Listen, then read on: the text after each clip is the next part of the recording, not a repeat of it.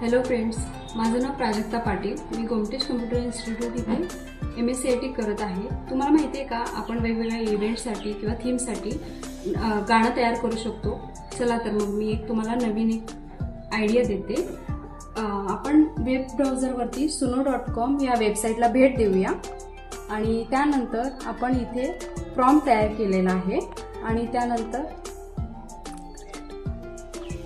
Create बटनावरती click करून हे गाणं आपण ऐकूया.